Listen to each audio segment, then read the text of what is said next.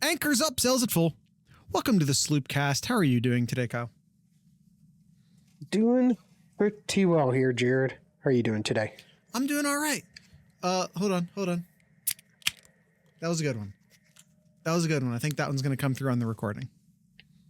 All right, I'll trust you with that one. I'm almost sure. I am almost sure. Gangland said he got it in the Discord, so I feel like that's a good sign. Good. Hold on. I want to drop this in here real quick.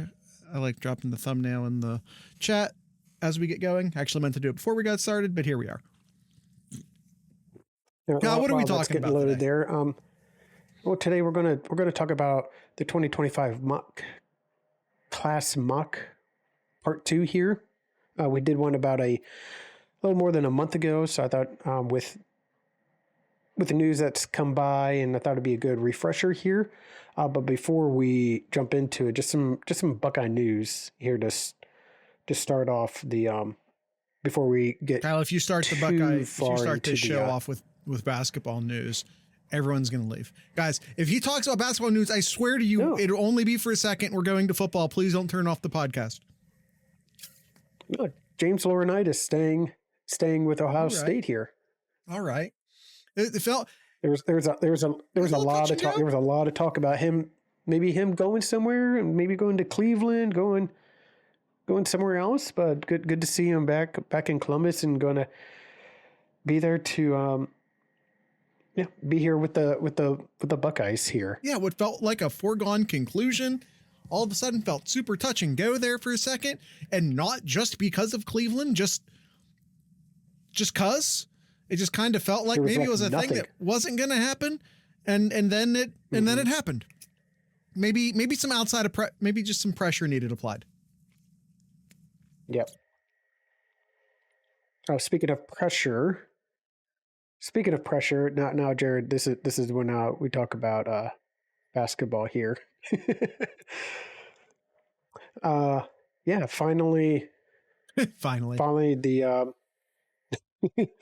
Finally the team decides to go ahead and move on from Holtman here, firing him, and then Jake Diebler is the interim head coach, and we just saw this afternoon, right before we hit the record here, that the Buckeyes taking down number 2 Purdue.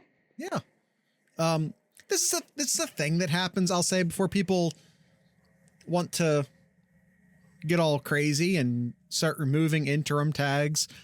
This is a thing that happens after a coach is fired sometimes, where you see the team rally and play some great basketball. And, with a new coach, sometimes a lot of your old tendencies are gone. So you kind of go out there with a fresh classic pre-Big Ten tournament antics plus Jared's point. Yeah. Not to mention it was at home, which for this Ohio State team, at least under Holtman, maybe it's different now, but at least under Holtman, there's a big difference between Ohio State basketball at home and Ohio State basketball on the road. And Kyle, for God's sakes, let's stop talking about basketball. Guys, people are going to start turning the show off. You want to talk about hockey? Jared? Which hockey? Which piece of Buckeye news? Or Columbus-based hockey news? Well, it's more Columbus. It's more Columbus-based news, but CBJ playing in Ohio Stadium. Yeah, next year. I got to go to that. It's just that for the spectacle of it, I got to go to that. Yes. All right. Now we'll get into Buckeye football here, Jared. That will be so sick, says Gangland. I'm down. I'm not even like a CBJ fan, March 1st, but I'm just down. March 1st next year. Yes. March 1st. Next year, 2025. CBJ taking on Detroit Red Wings. Yes. All right, Jared, the 2025 class here. Yep. Where would you like to start here? I'll start off at the top. Tavian St. Clair, still the quarterback in this class. I don't expect that to change. As far as the mock goes, we do have to be aware that just because a guy's committed doesn't mean he'll stay committed. I have no concerns with St. Clair, however. That's it. That's my assessment of the quarterback recruiting. Mm-hmm. What about you got a pair of running backs here that's on our class mock here. None of these are committed yet, but we got Bo Jackson from the state of Ohio, and then going down to Florida, Brian Lewis. Yeah. I think Jackson's a must add. I've heard some talk about, is he a running back? Is he a linebacker? I think he's a running back. I think that there are two really good running backs in the state of Ohio this year. I think that Ohio State likes Jackson more at this point than they do Marquise Davis. And there's also two, for lack of a better term, national or out of state running backs who they really like and they have a really good relationship with. Byron Lewis, as Kyle pointed out, but also out of California, Jordan Davis. I'm always wary of,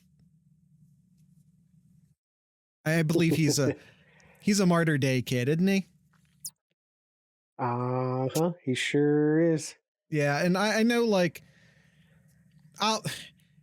and with Chris Henry Jr., who's a wide receiver from the 2026 class, transferring to Mater Day, maybe that helps.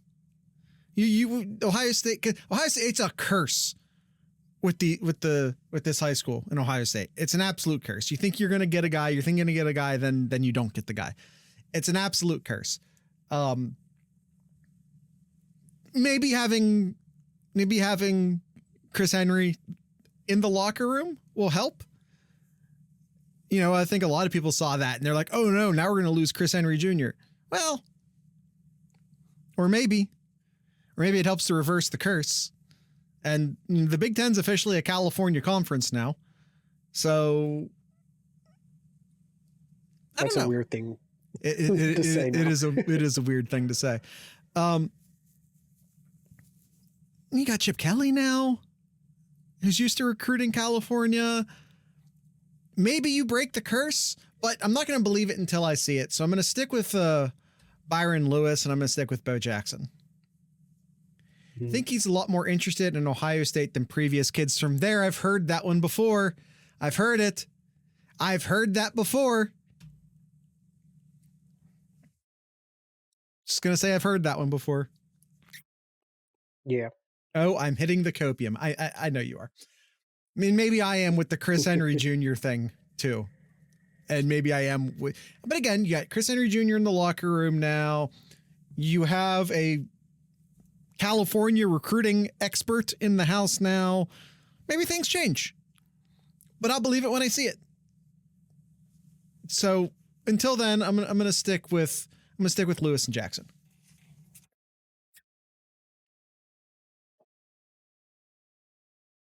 All right. Where do you want to start next here? Which position do you like? Just keep going down the line. Just keep going down the line. All right. We got some wide receivers here. How many of these are 5 stars, Jared? How many of these are 5 stars? I'm not too worried about stars at this point. We're still pretty early in the cycle, as we like to say. The stars can shift around. I'm not super worried about it at this point. You already have Javon Boggs in the recruiting class out of Florida. I think you add wide receiver from Ohio, Quentin Simmons Jr. on top of Boggs. And I am at this point thinking it's a 3 wide receiver class. And I say that largely because, and yes, Quentin Simmons Jr. did recently commit to Kentucky. I don't care. Jamie French, who we're also going to talk about here in a second, used to be committed to Alabama. Guys commit, guys decommit. I'm not worried about it. Right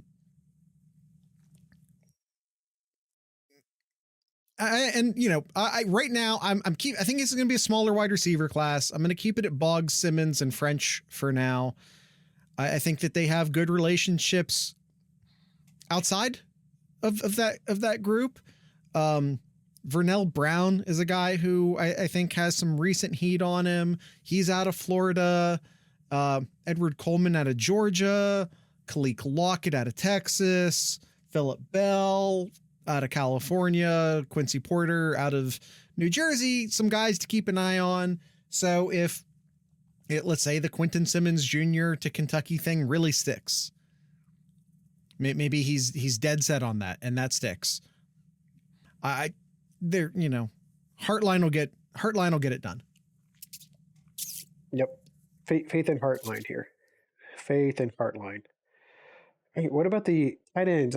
The tight ends are interesting here. Very interesting. It seems like Ohio State at times can get pretty much the pick of the, can get some really diamond in the roughs here. In other recruiting classes, there's just like kind of a big old whiff here. So two names here. Everybody, I think pretty much everyone's familiar with Luca Gilbert, the kid out of Westchester here. Mm-hmm.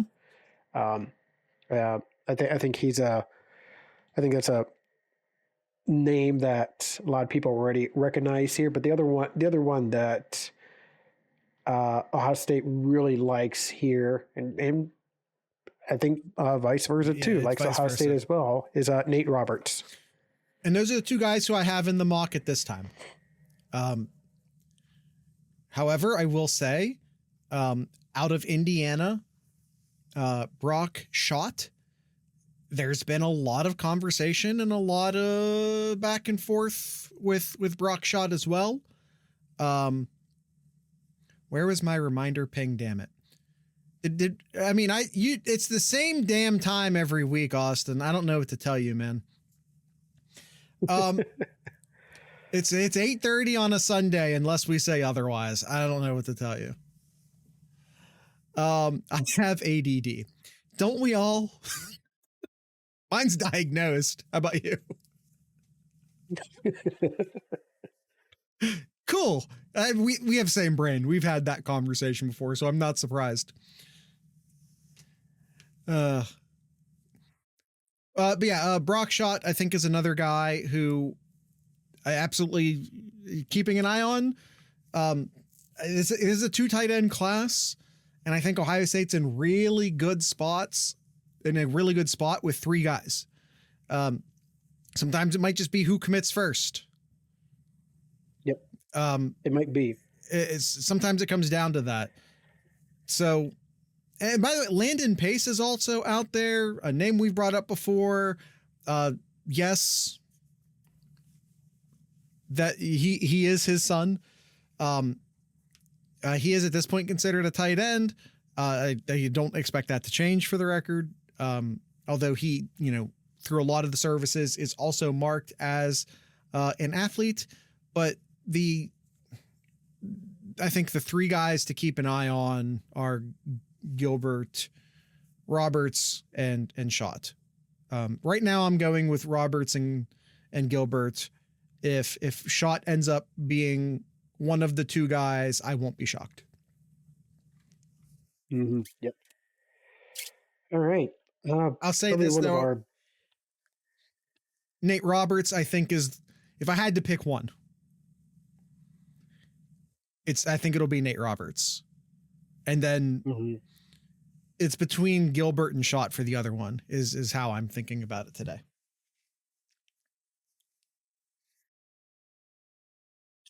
All right, Jared. Probably the biggest position in my mind of. Are you rolling with one or 2? I'm tracking the total. 2 tight ends. Position that Ohio State's really, really needing to focus on here, Jared, is that offensive line here. So a lot of names here, a lot of names. I think so. It's still, you can't, in my mind, you can't have an off year with with the offensive line. You got to get some studs in here every year. Sure. Some studs, absolutely. So but I think this will be a smaller offensive line class. How many are you thinking of? Like 4? I mean, I say 4 every year, but I normally say 4 or 5. This year I'm thinking 3 or 4. And as Austin just said in the chat, because 2026 is insane. And 2026, the offensive line crew out of Ohio, but not just out of Ohio, but also just regionally around Ohio State is excellent. And they already have a really good relationship with Micah Smith out of Florida, who's really, really good.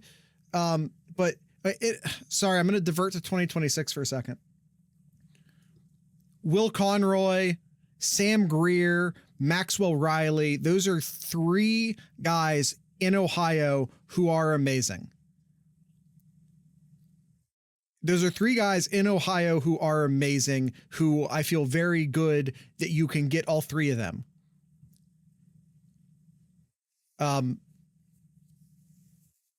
You also have Breedy out of Ohio, who I think, depending upon how he develops, could also very easily be a Buckeye. And then just regionally, Deron Parks out of West Virginia, Jackson Cantwell out of Missouri, Tyler Morrell out of Pennsylvania, Adam Guthrie is another guy out of Ohio to keep an eye on, depending upon how he develops. And then, like I said, Micah Smith is an elite offensive tackle who Ohio State, like I said, is already like really hitting it off with. Point is that you could very easily see Ohio State take 6 offensive linemen in the 2026 class. So in preparation for that, as I divert back to 2025, in preparation for that, I think this is a 4, but maybe 3 offensive line class. And not to mention, I think you had a bunch of studs, and I know not all of them are rated as studs, but in my opinion, I think you had a lot of studs in the 2025 class. So you already have Carter Lowe. That's huge. I was going to say, let's start with the stud. Let's start with the stud here. Yeah, Carter Lowe here, one of the best, not just in the state of Ohio, but in the country as well. Yeah. You get this guy in wearing the scarlet and gray here. That's a big plus. That's a big plus compared to a couple of years that we've seen with the recruiting on the offensive line here. So you get a stud tackle coming in. That's a big win in my book there. Absolutely huge win. Some other names here, if we're going to stick to the state of Ohio, again, not currently rated high or anything. You can look at, if this allows me to bring it over, it is not. Nolan Davenport. Nolan Davenport. Yeah. Yep. Nolan Davenport is another one to keep an eye out for. Raphael Green is another one out of Cincinnati, is another name to keep an eye out for. Davenport's out of Massillon, Ohio. Mm-hmm. Yep. So I think those are 2 others in the state of Ohio here. I think those are the 3. For what it's worth, I think those are the 3. Okay. And again, like, someone might totally show out their senior season. Those things happen. But for Ohio State right now, I think it's Lowe, Davenport, and Green. And I wouldn't be totally shocked, especially since Lowe and Davenport are tackles.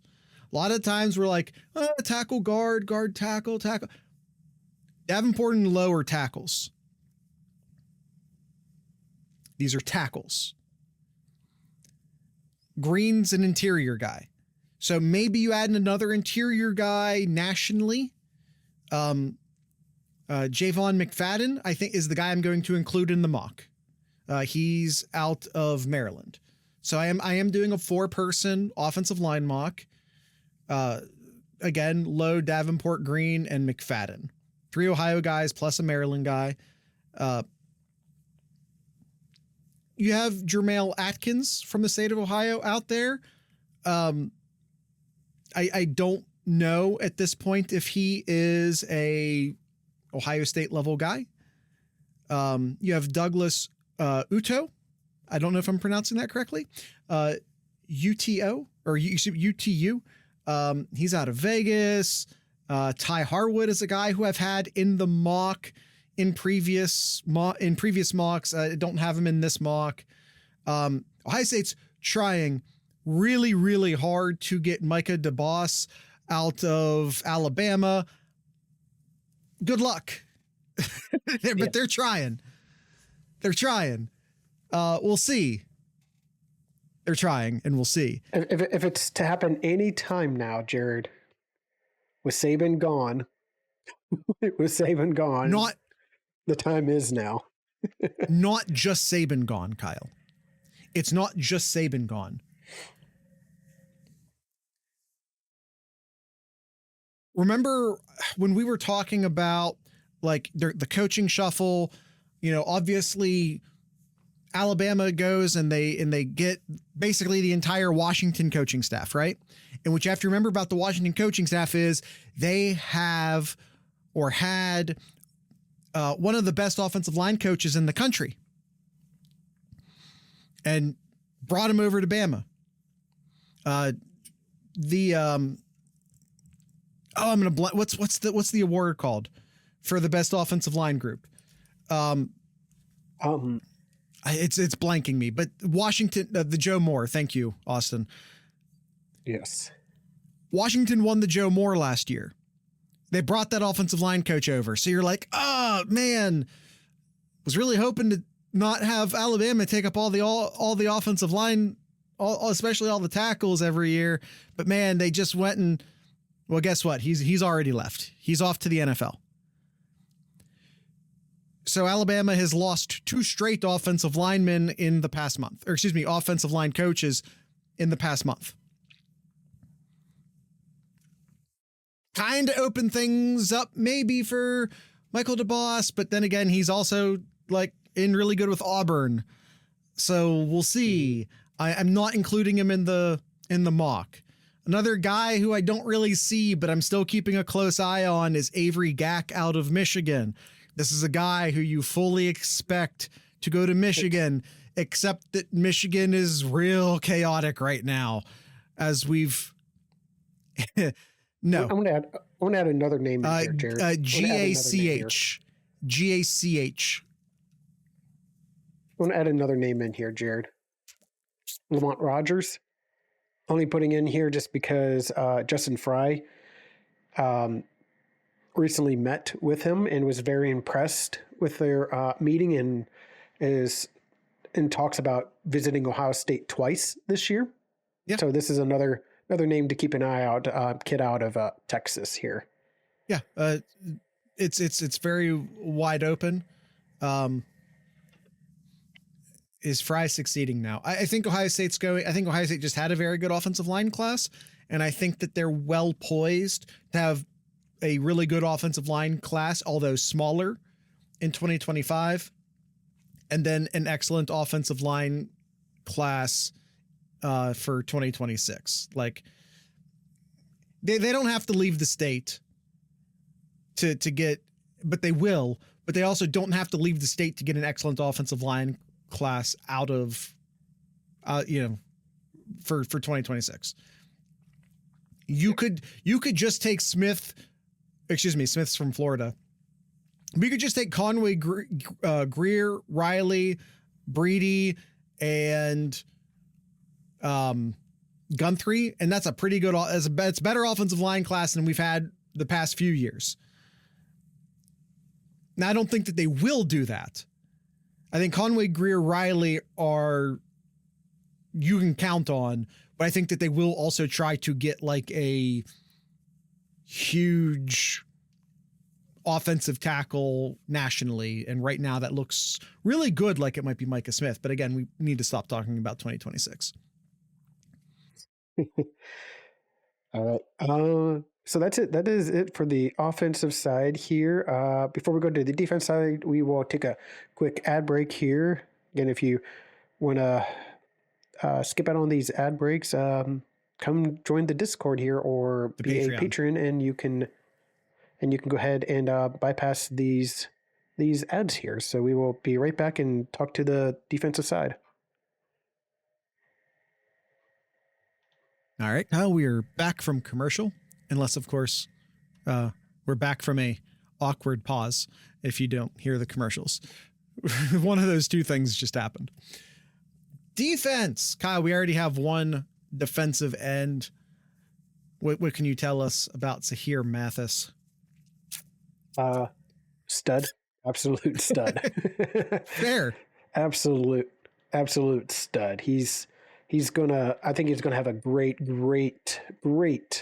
career at Ohio State. One of the best edge rushers in the country here, coming to put on the scarlet and gray here. Yeah. You look at the dimensions of this kid, 6'6", 225. I don't know if he could come in right away and start, but definitely can come in and contribute as a true freshman. Kind of tiny. Yeah, I mean, he could start at a lot of programs. I don't think he's going to start at Ohio State right away. Yeah, he's just that special of a player. I know you're being sarcastic. Yeah. Speaking of another special player here, man, Winton Woods has some studs this year. Yes, they do. Justin Hill, defensive end here in the state of Ohio. Another kid to keep an eye out for that I think Ohio State is looking at here, could potentially bring in for this class here. Now, as of right now, I only have these two defensive ends in the class. Because the defensive ends were a bit light last year, it's totally plausible that you see a third one added. But as of right now, I'm just doing a 2-person mock for the defensive ends. I'm just throwing it out there also that I don't think, or it's totally possible that they go 3. Right now, it's just 2. My mock right now is just 2. But keep an eye out on Damian Shanklin out of Indiana. There's some really good guys out of Indiana this year. You have Brock Schott, the tight end who we talked about, Marion Dye, a defensive tackle, who we haven't talked about the defensive tackles yet. And then, like I said, Demarion Shanklin, I think is a possibility. As Kyle puts the 24/7 screenshot on the screen, he's a heavy Notre Dame lean right now. Could that change? Will that change? Who knows? But Javian Hilson out of Florida is another defensive end to keep an eye on. Cedric Works out of Ohio, I think is very plausible.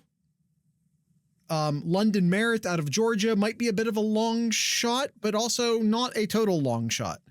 So if you're looking for a third defensive end in the class, I think, like I said, Shanklin, Hilson, Works, Merritt, all guys to keep an eye on. Either, like I said, as a third guy, or in case like Matthys, it happens. Matthys could decommit, or Justin Hill could decide to go play for someone else. I feel really good about Matthys and Hill, and I think the only reason why I don't include a third player at this time is that I don't feel super confident about any one of the other defensive ends who I named. Well, one thing you didn't even mention here too is who Ohio State got back this year too. They're not really needing pressure to really get another person too. Well, but you have to fast forward. You have to fast forward a season when you're talking about recruiting. So, JTT will be gone, and the problem you might run into, you have Sawyer and JTT returning. what does that potentially do for the younger guys who, you know, it kind of could edge them out, which then leaves a gap of talent. But we haven't seen that yet. So, you know, we won't worry about that yet. But it's a thing you have to worry about. It is. It is. Who's a good replacement rush edge? I don't know. Cedric Works. Cedric. I had to say it out loud to get the joke, Gangland. I apologize. I don't know Cedric. Well, let's talk about the interior defensive line here, Jared. So you got here two defensive tackles in here. Yes. Starting off with a in-state one, not highly rated currently right now. Brandon Caesar, and also another guy in here, Jared. I'm going to guess this is another diamond in the rough you're looking at here, out in Maryland here. Darian Smith. Yeah, I'm not super worried. It's too early to worry about recruiting rankings too much at this point. I know Ohio State likes these guys. That's all that matters. If Ohio State likes the guys, we like the guys. Quite frankly, that's how that works. So right now, two defensive tackles in my mock right now, Caesar and Smith. Other guys to keep an eye on. I already mentioned Marion Dye from Indiana. Maxwell Roy, who is from Pennsylvania. He is from St. Joseph's Prep, a high school that Ohio State has had success with recently. And Trent Wilson, who's another Maryland kid. So if 50% hit rate there, no comment. Yeah, so I think they're in good position with a lot of guys. And the guys who we just mentioned, Marion Dye, Maxwell Roy, Trent Wilson, are all actually more highly ranked than the guys I have in the class if we're paying super close attention to recruiting rankings right now, which I once again implore you not to do. Don't get obsessed with that stuff yet. Brandon Caesar, especially, like Brandon Caesar can play Ohio State level football. Trust me on that. But, you know, you take 2, maybe 3 defensive tackles. Right now, again, I'm looking at 2. I'm looking at Caesar and Smith. Could it be a third? Sure. Could it not be Darian Smith, but it ends up being one of the other or 2 of the other guys? Sure. I feel very good about Brandon Caesar right now. Darian Smith, I'm not going to swear to. I'll swear to Brandon Caesar. Mm-hmm. Brandon Caesar is going to be a Buckeye. I feel incredibly good about that. Defensive tackle, I think we're looking to fill 1 or 2 slots with the 4 guys I mentioned. And of course, it's February, and it could end up being some other guy who we aren't even looking at right now, as it ends up almost always being. It'll end up being someone else. But right now, with the information we have, Caesar's in, and then, like I said, we have Darian Smith, Marion Dye, Maxwell Roy, Trent Wilson to fill 1 or 2 of those other slots. Right now, who's the second? Darian Smith. Darian Smith is the guy who I have in the mock today. Anyone in the Discord who if you're in our Discord, discord.thesloopcast.com, I keep a mock. Always be plugging. Always be plugging. I keep the mock live updated in the Discord all the time.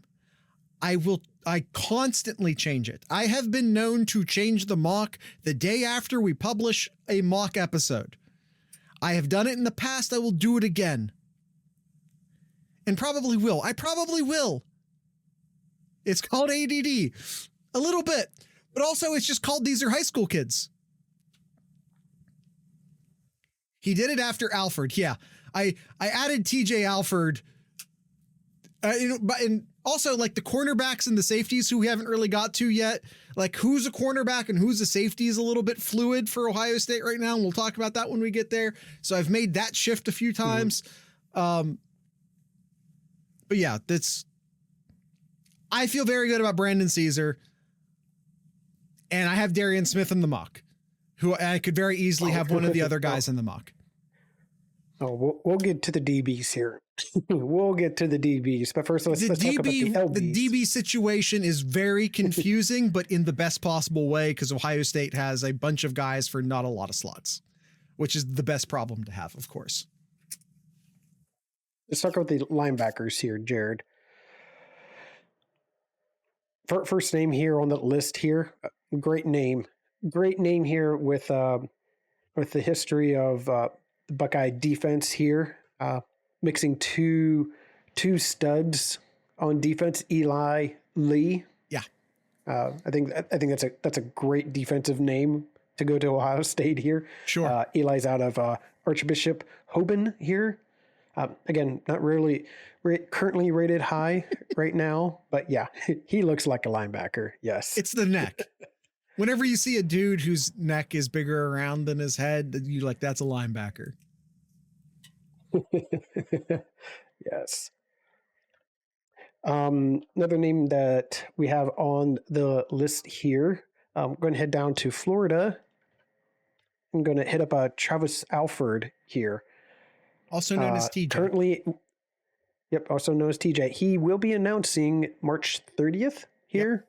So keep an eye on his recruit here. And another one here, Jared and I were just talking about him before we hit the record button here, but we have Madden Faremo as well too. Kid out of California. Got a couple of kids out of California here. We may have been looking up how to pronounce his last name. Details, Jerry. We were talking about at least we're trying. Does anyone know, is the UCLA softball pitcher related? Because when we went to figure out how to pronounce his last name, we found a UCLA pronunciation guide for a softball pitcher with a last name. Are they related? If anyone knows, please let me know.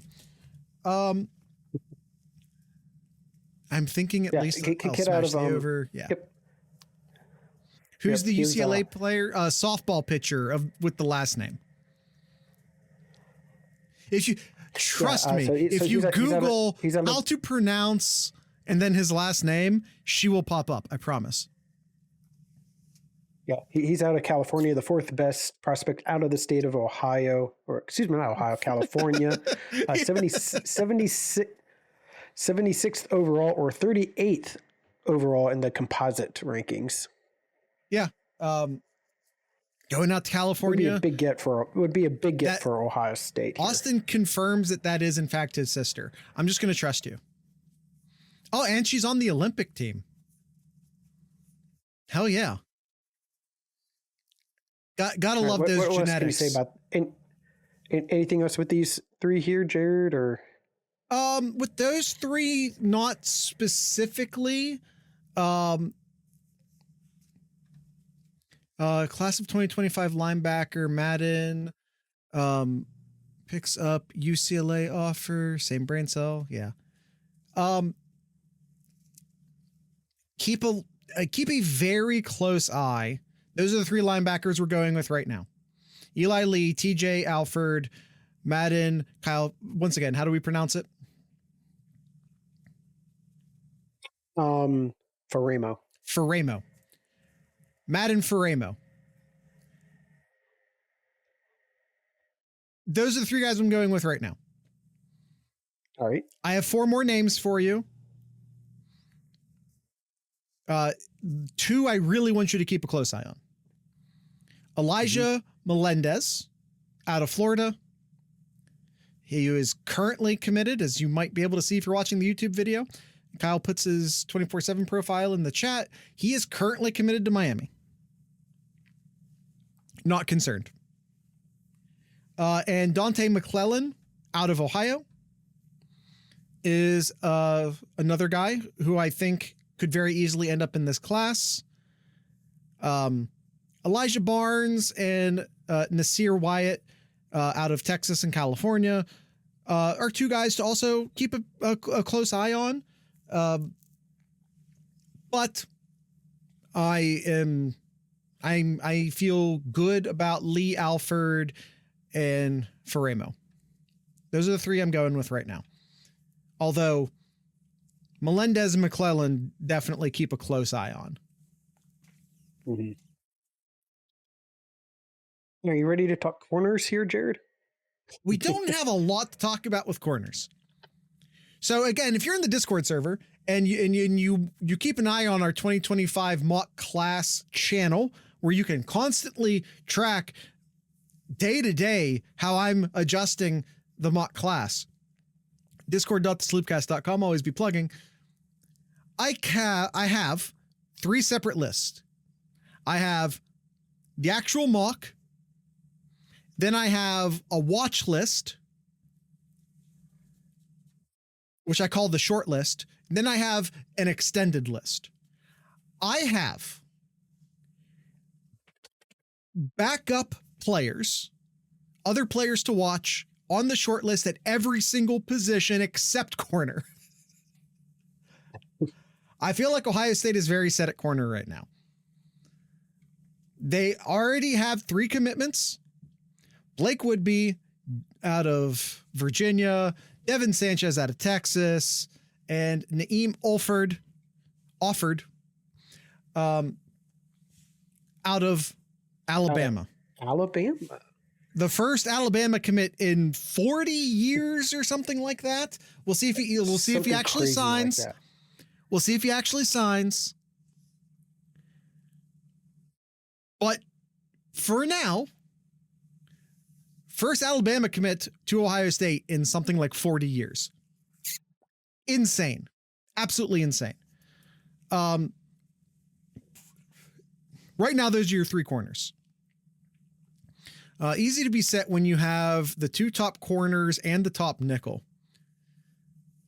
Since the 80s. That would be about 40 years ago.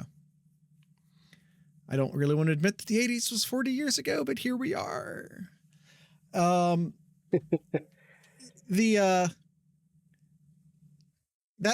it. That's it on the corners, sort of.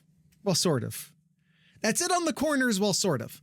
Woodby is the number 12 cornerback in the country. Sanchez is the number 1 quarterback in the country. Alford is the number 2 cornerback in the country. You literally have the 1 and 2 cornerbacks in the country right now. It's kind of like what I teach history. I'm in age pain every day. That's fair. With the defensive ends just a few years ago with Tuimalau and Sawyer. Sawyer, thank you. I said Proctor. I'm like, no, it's not Proctor. Sawyer. Yes. All right, safeties, Jared. Moving on to the last position, safeties here. So no current commits here, but we got 3 names.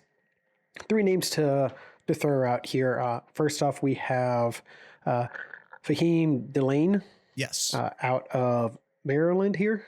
Number 1 safety in the country. Mm-hmm. Also another highly recruited guy out of Texas here. Dorian Brew out of Texas. Let me pause on you on that one, Kyle. Is he currently in Texas? Yes, he is.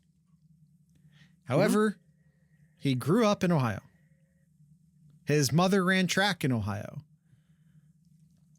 Or for Ohio State, not just in Ohio, for Ohio State. He is an Ohio State legacy. Don't let the Texas thing throw you off. Okay, but you got to watch out for LSU though. His dad was a former LSU sprinter as well too. This is true. But he grew up in Ohio. He didn't grow up in Louisiana. He grew up in Ohio. Hold on. Here. I'll just put this out in here. Yes, the mother is a member of the Ohio State Athletics Hall of Fame. His dad was an Olympic gold medalist in the 4x4 as well. So, Do you think he's fast? He has, he runs a 10.75 100. You remember last spring? The NCAA game is coming out in a few months. You remember when you go to create a player and you'd like roll for your genetics and then you just keep rolling until you found a track star? Right, that's 10.75 as a sophomore. He hasn't run track as a junior yet. Yeah. Oh shit, he says. As a freshman, he ran an 11.18. So he went 11.18 to 10.75. Damn, so he's probably 10.6, maybe pushing 10.5 this year. He's fast, is the point. Yeah, hormones are crazy. Yeah. Austin says he'll run 10.4 or 10.5 this year. Crazy. Yeah. So, and but the last guy you're talking about, you're talking about kids out of Ohio. Got to talk about a Sloop Cat favorite here, Trey McNutt as well, out of Cleveland, Shaker Heights High School.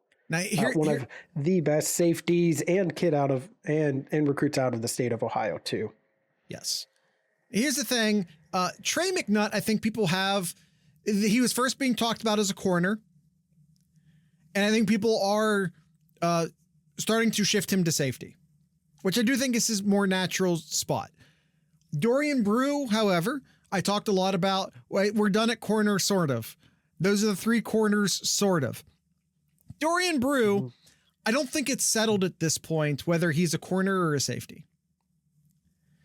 If you're an Ohio State fan trying to fill out a mock draft, or excuse me, a mock class like I'm attempting to do,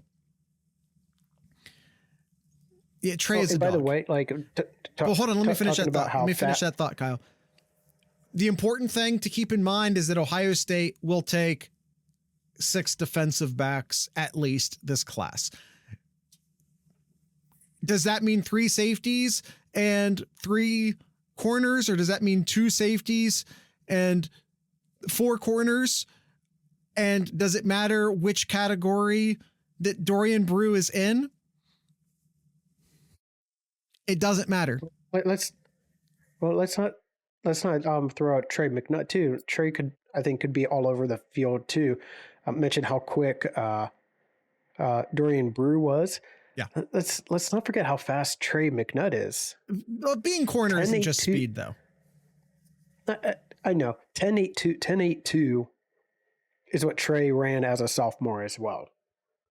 Yeah. Almost just as quick as Dorian there. So, bum. Point is that Ohio State can easily get 6, maybe 7 stud defensive backs in this class. Because again, for the sake of this mock, I'm doing 6. It's Woodby, it's Sanchez, it's Alford. At corner, it's Delane and McNutt at safety.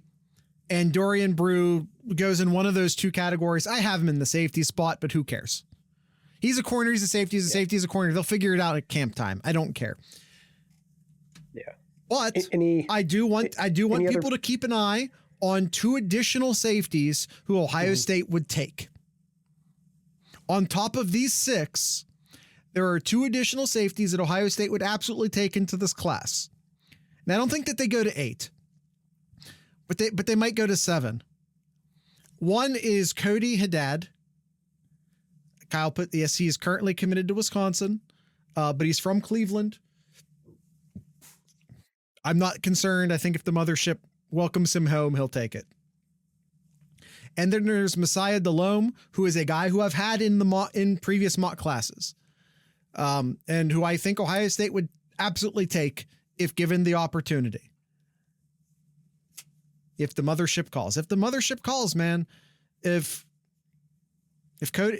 Ohio State said, Cody Haddad, here's an offer that is actionable. He already has an offer, but here's an actionable offer. If you don't know the difference, an offer is when they give you a scholarship offer. that should be the end of the story, but college football recruiting is unfortunately more seedy than that. Then there's what they call an actionable offer, which means you can commit whenever you want. This is an offer that you can actually act upon. This is an actionable offer. If Ohio State did a full court press, to make a basketball analogy, please don't turn off the podcast. We're not talking about basketball. If I did a full court press on Cody Haddad, I believe he would come home. So he already has quite a nice list for offers already. Alabama and Florida State, as well as Ohio State as well. So yeah, we'll see. We'll see with Messiah here. Kyle already did. I did the thing already. Yeah, I did the thing already. Kind of already did the thing. Is that it, Jared? Is that the list here? Yeah. Let's roll through that again super quick. Tavian St. Clair at quarterback, running backs, Bo Jackson and Byron Lewis, wide receivers, Javon Boggs, Quentin Simmons Jr., and Jamie French, tight ends, Nate Roberts, Luka Gilbert, offensive line, Carter Lowe, Nolan Davenport, Raphael Green, and Javon McFadden. Defensive ends, Zahir Mathis and Justin Hill. Defensive tackles, Brandon Caesar and Darian Smith. Linebackers, Eli Lee, TJ Alford, and Madden Faremo. Cornerbacks, Blake Woodby, Devin Sanchez, and Naheem Offord. Safeties, Faheem Delane, Dorian Brew, Trey McNutt. And yes, you can go ahead and put Dorian Brew at corner if you want. I don't care. That's the mock class. That's the mock class. There are some very important guys to keep an eye on. Oh, Kyle did, or no, excuse me. That was Gangland, did a projected class, the projected 2024 class with my mock. That's a score of 318.54 according to the current rankings. That's not bad. And yes, that does come out to 25 commits. So 318 will put you first place in the 2023 class. The 2024 class. It would put you second in 2023. It would put you fourth in 2022. 2022, man. But to be fair, that 2022, how many of those players left Texas A&M too? All of them. Honestly, 5 stars in that one. I'm curious on where they ended up. Actually, I'm not, because we're out of time, Jared. Yeah, and we actually forgot to do a second ad break, so we're going to do that real quick right now. If you want to avoid these ad breaks, go to patreon.thesloopcast.com. $3 a month or $32 a year.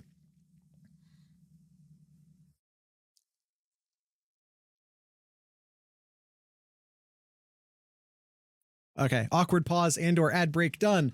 Austin says that would be five stars. Crazy. I feel like, but for what it's worth, Austin, I feel like this is a very realistic class. I don't feel like I did any wish casting here. I feel like this is a hyper realistic class. In early mocks, I've did a little bit of wish casting.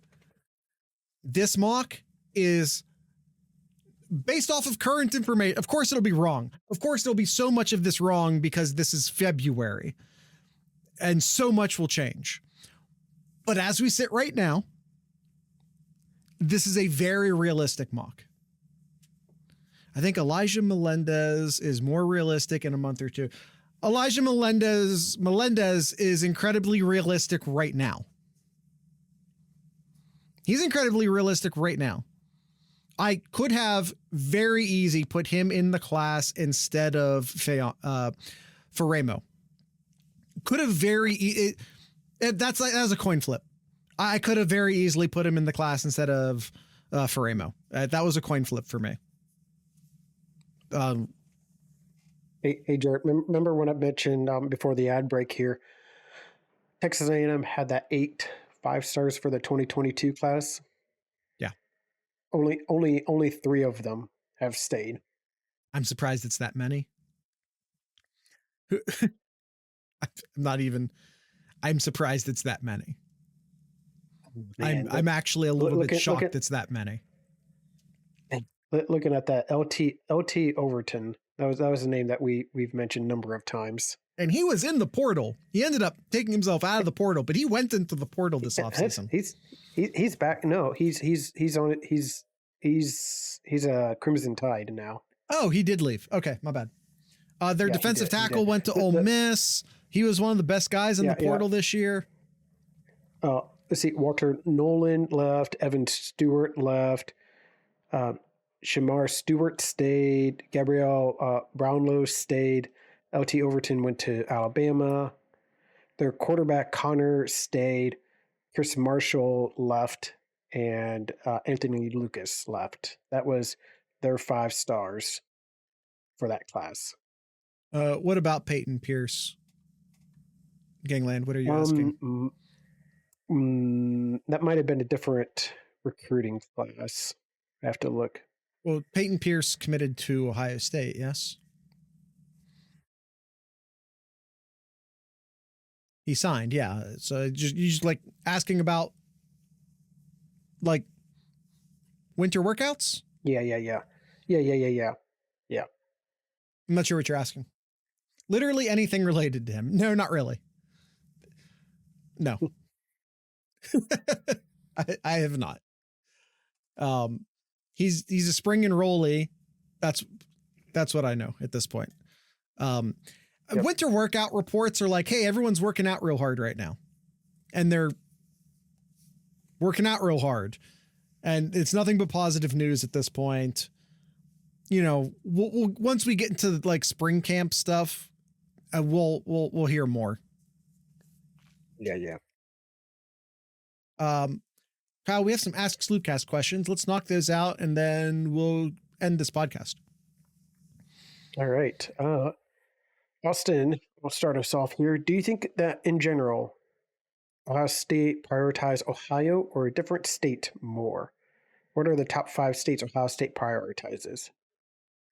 Ohio's the priority. You got to keep your best in state here. You got to keep those recruits in the state of Ohio there.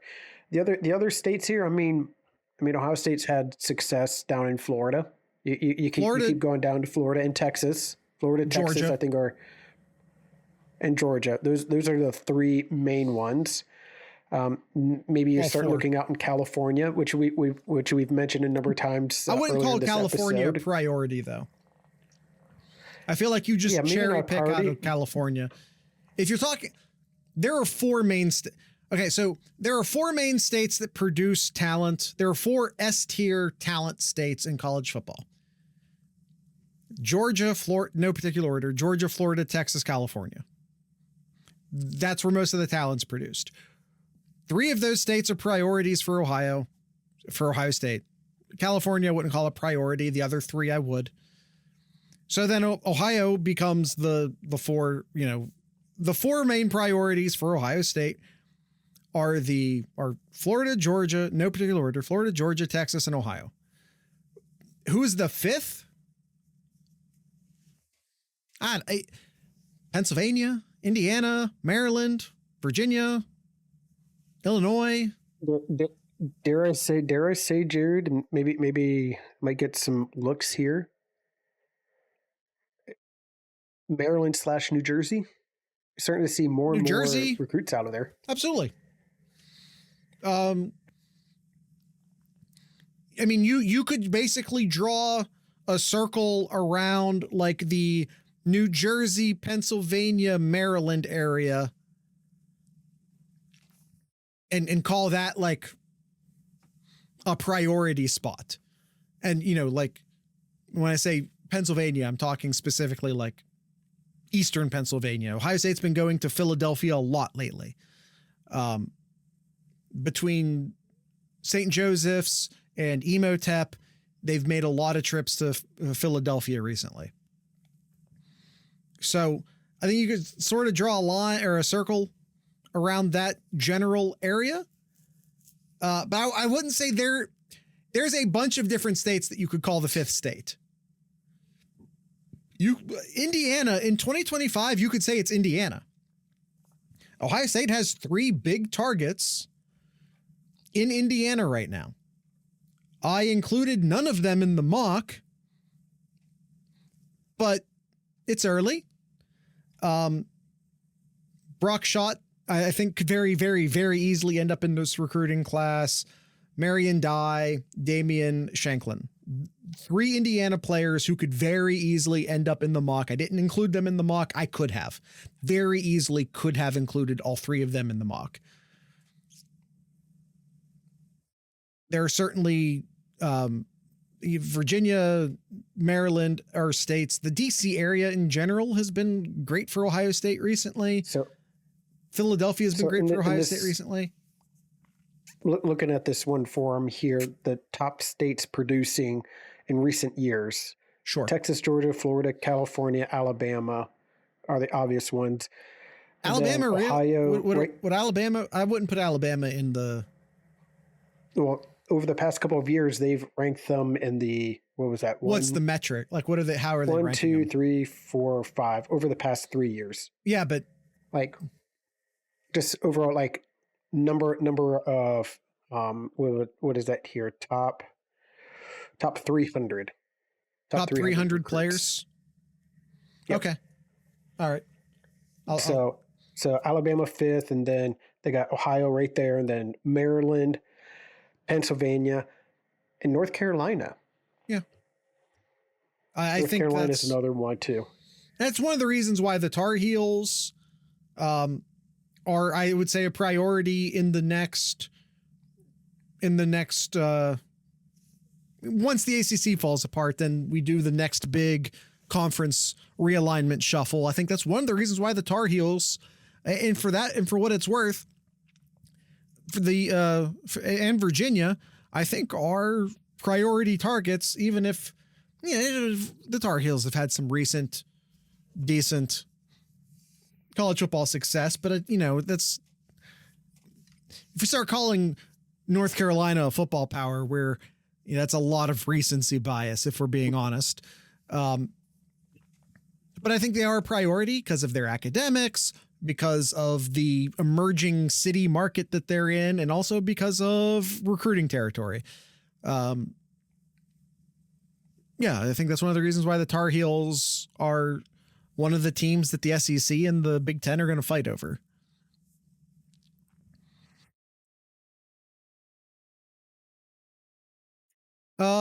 Next question. What's a recruit we had that didn't play much and transferred that has bummed you out big time? Could be over any years. Has anyone transferred out that you've been super bummed about? Like, sure, it would have been nice to have Ewers this year. I think that's fair. But Ewers said it's me or Stroud, and I liked having Stroud. So that, if we're doing that math, I'm glad that, they let him walk. I think we transferred. I don't think we've lost a transfer player that I felt super bummed about. Jameson Williams had great success at Alabama, obviously. But Ohio State was so stacked at wide receiver that year that I don't blame anyone for that. I think everyone made the correct choice. Could have used Ryan Watson 22. Yeah. What's his name? The defensive end that transferred out. Like 10 years ago. Yeah, but I'm drawing a blank on his name. Yeah, I know exactly who you're talking about. I know there was issues. There were academic among other issues happening there. That wasn't just like a transfer for the sake of transferring. God, what's his? Allegedly, Gangland, allegedly. Noah Spence. Thank you, Gangland. Yes, that's right. So I think Noah Spence is a good answer. I think Noah Spence is a good answer, but there were non-football reasons for that. Yeah. Who was the 5-star quarterback from Florida? None that committed. None that committed. You're thinking of the guy who ended up playing a lot for Florida. What's his name? Under Urban? No, not him. 5-star quarterback from Florida. We've never something Gibson. I don't think he committed though, did he? The only he played in a spring game. Torrance Gibson. Oh no, he went to Oregon. I know you're talking about Torrance Gibson. He went to Oregon. Yeah. Right? I'm not crazy. He went to Oregon, right?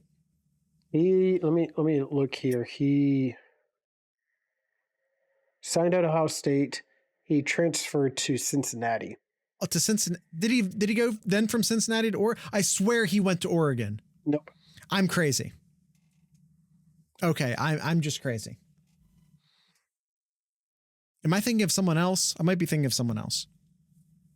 He just didn't pan out. He went from Cincinnati. After Cincinnati, he went to Mississippi Gulf Coast Community College. Oh boy. He went JUCO after. But there was some off-field stuff there. If you go from Ohio State to Cincinnati to JUCO, there was stuff happening there. I don't know what the stuff is, and I'm not going to speculate because it's none of my business. Oh yeah. Okay, that rings a bell, but we aren't going to talk about that. Last question. How many new enrollees do you expect to hit the portal and become? I don't know. It's dudes are in high school and then they come to college and they either figure out that they aren't as good as they thought they were, that Ohio State figures out that they weren't as good as they thought that they were. Sometimes guys just as humans, forget as a college football player, some people have a hard time leaving their home and going to college. That's a hard transition for a lot of people. Even if you're not a football player, that's just a hard transition for a lot of people. So it's just is what it is, man. Like you never know. You just never know. Some of the most can't miss players ever miss. And there's 1,000 factors. Half of them have nothing to do with football as to why that happens. Mm-hmm. It's just truth of the matter, because sometimes it's very easy to forget that these are children. These are 17-year-olds who are making the biggest decisions of their lives, who's trying to set up their life for the future, and who are leaving home for the first time, and who are going to college, and not just going to college like most of us go to college, just going to college, and then it's just so tough.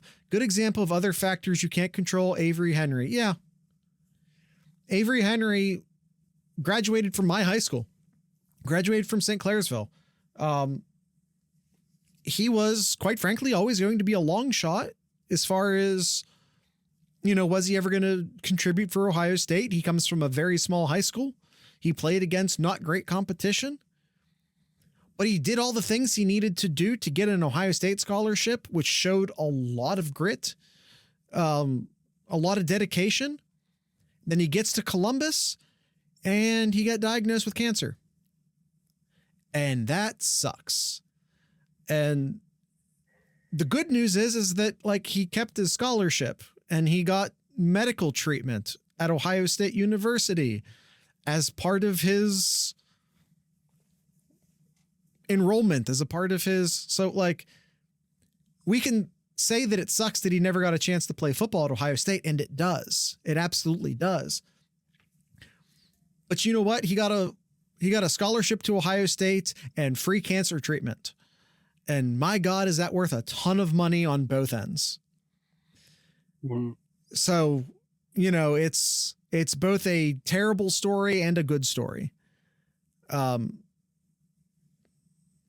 things considered, he didn't go into insane medical debt.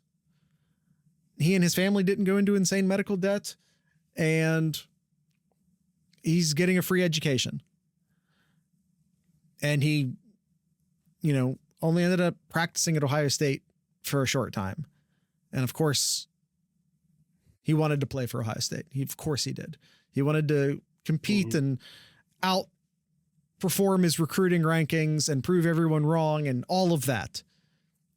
But that's just not what ended up happening. But the cancer was always there. The cancer was always going to happen. And he got free treatment and a free education out of it. And all things considered, that's not too bad. Nope. All right, Kyle. Anything else, Jared? No, that's the end of the show. We're way, way over. I want you to put a word out there that we back up. We were never that far down. We were never that far down. All right, Kyle, that's the end of the show. Do you have anything in Kyle's Corner? No, I already mentioned at the top of the show here, so we'll just end it here. All right. Tonight's ending music will be brought to you by Armor for Sleep. Armor for Sleep, I think, just released new music, if I'm not crazy. That's a vague memory I have that they may have released some new music. And if that's true, if I'm right, I'm going to play that new music for you. And if not, I'm still going to play an awesome song for you. So Armor for Sleep, they're a Columbus band. I'm going to call them emo core. I don't know if they like that label or not, but that's what I'm going to call it. And if you guys don't like that label, reach out to me and let me know. I'll change it when I play you again in the future, and I'll call you whatever you want me to call you. But once again, this is Armor for Sleep.